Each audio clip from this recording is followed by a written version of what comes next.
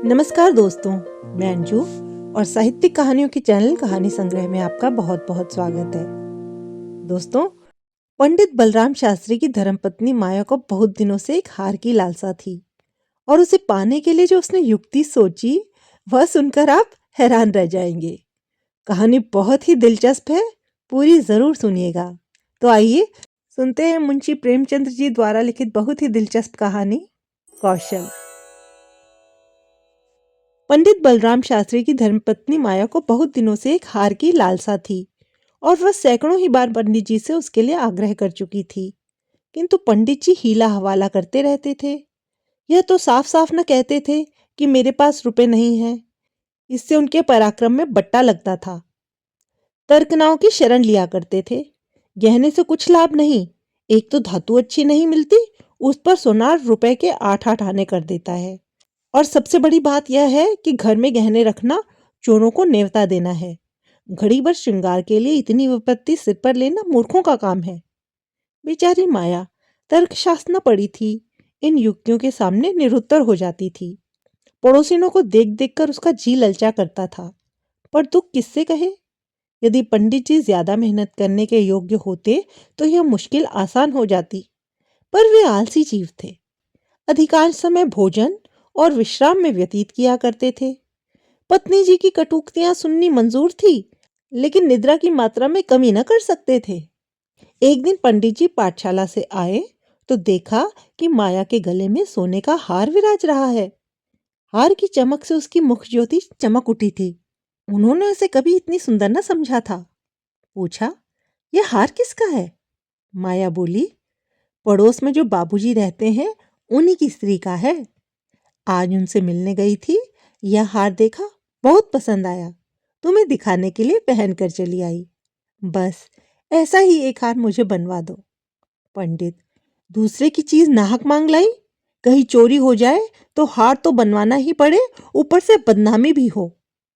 माया, मैं तो ऐसा ही हार लूंगी, 20 तोले का है। पंडित, फिर वही जिद। माया, जब सभी पहनती हैं तो मैं ही क्यों न पहनूं? पंडित, सब कुएं में गिर पड़े तो तुम भी कुएं में गिर पड़ोगी। सोचो तो, इस वक्त इस हार के बनवाने में 600 रुपए लगेंगे। अगर 1 रुपया प्रति सैकड़ा ब्याज रख लिया जाए तो 5 वर्ष में 600 रुपए के लगभग 1000 रुपए हो जाएंगे। लेकिन 5 वर्ष में तुम्हारा हार मुश्किल से 300 रुपए का रह जाएगा। इतना बड़ा नुकसान उठाकर हार पहनने से क्या सुख? यह हार वापस कर दो, भोजन करो और आराम से पड़ी रहो। ये कहते हुए पंडित जी बाहर चले गए। रात को एकाएक माया ने शोर मचाकर कहा, चोर चोर, हाय घर में चोर, मुझे घसीटे लिए जाते हैं। पंडित जी हकपकाकर उठे और बोले, कहाँ कहाँ, दौड़ो दौड़ो। माया, मेरी कोठरी में गया है, मैंने उसकी परछाई देखी। पंडित, लालटेन लाओ, जरा मेरी लकड़ी उठा लेना। माया, मुझसे तुम्हारे डर के उठा नहीं जाता। कई आदमी बाहर से बोले, कहाँ है पंडित जी, कोई सेंध पड़ी है क्या? माया, नहीं नहीं, खपरेल पर से उतरे हैं, मेरी नींद खुली तो कोई मेरे ऊपर झुका हुआ था। हाय राम, यह तो हार ही ले गया, पहने पहने सो गई थी, मुए ने गले से निकाल लिया। हाय भगवान। पंडित, तुमने हार उतार क्यों न दिया था? माया, मैं क्या जानती थी कि आज यह मुसीबत सिर पड़ने वाली है। हाय भगवान। पंडित, अब हाय हाय करने से क्या होगा, अपने कर्मों को रो। इसलिए कहा करता था कि सब घड़ी बराबर नहीं जाती, न जाने कब क्या हो जाए। अब आई समझ में मेरी बात? देखो, और कुछ तो नहीं ले गया। पड़ोसी लालटेन लिए आ पहुंचे। घर में कोना कोना देखा, कड़ियां देखी, छत पर चढ़कर देखा, अगवाड़े पिछवाड़े देखा, शौच गृह में झांका, कहीं चोर का पता न था। एक पड़ोसी, किसी जानकार आदमी का काम है। दूसरा पड़ोसी, बिना घर के भेदिए के कभी चोरी नहीं होती, और कुछ तो नहीं ले गया। माया, और तो कुछ नहीं ले गया, बर्तन सब पड़े हुए हैं, संदूक भी बंद पड़े हैं। निगोड़े को ले ही जाना था तो मेरी चीजें ले जाता, पराई चीज ठहरी। भगवान, उन्हें कौन मुंह दिखाऊंगी? पंडित, अब गहने का मजा मिल गया ना? माया, हाय भगवान, ये अब जस बजा था। पंडित, कितना समझा के हार गया, तुम न मानी न मानी। बात की बात में 600 रुपए निकल गए। अब देखूं भगवान कैसे लाज रखते हैं।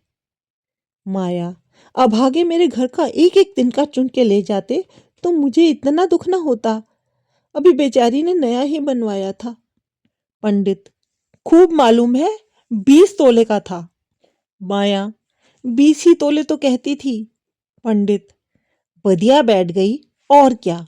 माया, कह दूंगी घर में चोरी हो गई, क्या लेंगी, अब उनके लिए कोई चोरी थोड़े ही करने जाएगा। पंडित, तुम्हारे घर से चीज गई, तुम्हें देनी पड़ेगी। उन्हें इससे क्या प्रयोजन कि चोर ले गया या तुमने उठाकर रख लिया, पति आएंगी ही नहीं। माया, तो इतने रुपए कहाँ से आएंगे। पंडित, कहीं ना कहीं से तो आएंगे ही, नहीं तो लाज कैसे रहेगी। मगर की तुमने बड़ी भूल। माया, भगवान से मंगनी की चीज भी न देखी गई। मुझे काल ने घेरा था, नहीं तो घड़ी भर गले में डाल लेने से ऐसा कौन सा सुख मिल गया। मैं हूं ही अभागिनी। पंडित, अब पछताने और अपने को कोसने से क्या फायदा। चुप होके बैठो। पड़ोसिन से कह देना, घबराओ नहीं, तुम्हारी चीज जब तक लौटा न देंगे तब तक हमें चैन न आएगा। पंडित बलराम को अब नित्य ही चिंता रहने लगी कि किसी तरह हार बने। यूं अगर टाट उलट देते तो कोई बात न थी, पड़ोसिन को संतोष ही करना पड़ता, ब्रह्मांड से डांट कौन लेता। किंतु पंडित जी ब्राह्मणत्व के गौरव को इतने सस्ते दामों में न बेचना चाहते थे। आलस्य छोड़कर धनोपार्जन में दत्तचित्त हो गए। 6 महीने तक उन्होंने दिन को दिन और रात को रात नहीं जाना। दोपहर को सोना छोड़ दिया, रात को भी बहुत देर तक जागते। पहले केवल एक पाठशाला में पढ़ाया करते थे, इसके सिवा वह ब्राह्मण के लिए खुले हुए 101 व्यवसायों में सभी को निंदनीय समझते थे। अब पाठशाला से आकर संध्या एक जगह भागवत की कथा कहने जाते, वहां से लौटकर 11-12 बजे रात तक जन्म कुंडलियां, वर्षफल आदि बनाया करते। प्रातःकाल मंदिर में दुर्गा जी का पाठ करते। माया पंडित जी का अध्यवसाय देखकर कभी कभी पछताती कि कहाँ से मैंने यह विपत्ति सिर पर ली। कहीं बीमार पड़ जाए तो लेने के देने पड़े। उनका शरीर क्षीण होते देखकर उसे अब यह चिंता व्यथित करने लगी। यहाँ तक कि 5 महीने गुजर गए। एक दिन संध्या समय वह दिया बत्ती करने जा रही थी कि पंडित जी आए, जेब से पुड़िया निकालकर उसके सामने फेंक दी और बोले, लो, आज तुम्हारे ऋण से मुक्त हो गया। माया ने पुड़िया खोली तो उसमें सोने का हार था। उसकी चमक दमक, उसकी सुंदर बनावट देखकर उसके अंतःस्थल में गुदगुदी सी होने लगी। मुख पर आनंद की आभा दौड़ गई। उसने कातर नेत्रों से देखकर पूछा, खुश होकर दे रहे हो या नाराज होकर। पंडित, इससे क्या मतलब, ऋण तो चुकाना ही पड़ेगा, चाहे खुशी हो या ना खुशी। माया, यह ऋण नहीं है। पंडित, और क्या है, बदला सही। माया, बदला भी नहीं है। पंडित, फिर क्या है। माया, तुम्हारी निशानी। पंडित, तो क्या ऋण के लिए कोई दूसरा हार बनवाना पड़ेगा। माया, नहीं नहीं, वह हार चोरी नहीं गया था, मैंने झूठ मूठ शोर मचाया था। पंडित, सच। माया, हाँ, सच कहती हूँ। पंडित, मेरी कसम। माया, तुम्हारे चरण छूकर कहती हूँ। पंडित, तो तुमने मुझसे कौशल किया था। माया, हाँ। पंडित, तुम्हें मालूम है तुम्हारे कौशल का मुझे क्या मूल्य देना पड़ा। माया, क्या 600 रुपए से ऊपर। पंडित, बहुत ऊपर। इसके लिए मुझे अपने आत्म स्वातंत्र्य को बलिदान करना पड़ा। कहानी सुनने के लिए बहुत बहुत धन्यवाद।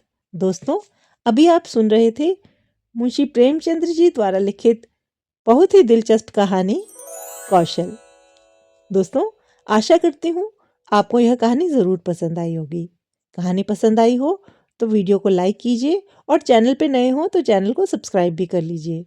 जल्द ही लौटूंगी एक और नई कहानी के साथ। तब तक अपना ध्यान रखिए। धन्यवाद।